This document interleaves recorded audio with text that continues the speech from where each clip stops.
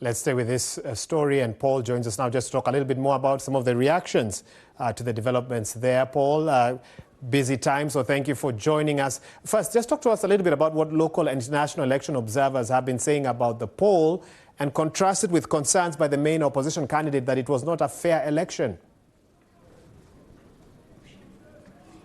Well, Wahiga, it's a confluence of both. The main opposition candidate, Alain-Claude Bilibinze, today said that those polls were shy of being free or fair, and he said that the figures really didn't add up, which showed that the Interior Ministry really did not provide the accurate figures in the elections. But observers we spoke to said that the polls were largely peaceful and that they were transparent. They praised the conduct of the polls and Gabon's transformation into a democratic state as a result of these elections, which came after the coup d'etat against President Ali Bongo. The junta leader, Brice Clotaire Oligui Nguema himself, praised the conduct of the polls and said that the presence of these international observers signaled the fact that it was transparent, because in past elections, these observers were not allowed to come to these elections and monitor the situation firsthand.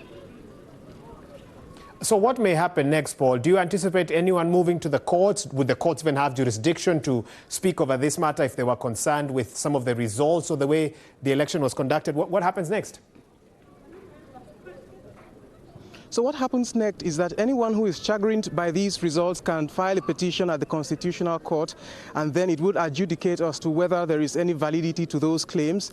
Then the final results will be released to the Gabonese people. But many suspect that there's nothing that will really change in terms of the outcome. The president is going to be maintained, some say.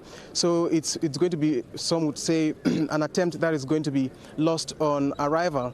But more broadly, people here believe that this was a very historic moment for the Gabonese people, and so everybody should really align and hope for a better Gabon. Some of the candidates have actually congratulated Brice Clotaire Oligui Nguema and have expressed their willingness to collaborate and work with him in the future. But Alain-Claude Bilibinze says he's not going to congratulate him, but he wishes him luck for what lies ahead. I want to jump in just to get a thought or two. What are the expectations now? Should there be nothing standing in the way for General Nguema to take that 7-year term? What are the expectations from people, very briefly? So the people expect him to begin head-on on the key critical issues that they are facing. High unemployment, especially youth unemployment, which is nearly 40%. He needs to tackle poverty. 3 in 5 Gabonese live below the poverty line of $2 per day.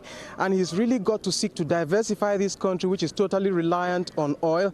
Most especially, he has made other promises. That's to connect the country's provinces through a great road network, provide more scholarships, hospitals, and other socio-economic projects. People are really expectant that something good will come out of this presidency. Sounds like quite the entry. We'll have to wait and see how this all plays out. Paul Njie there speaking with us from Libreville in Gabon. Yeah.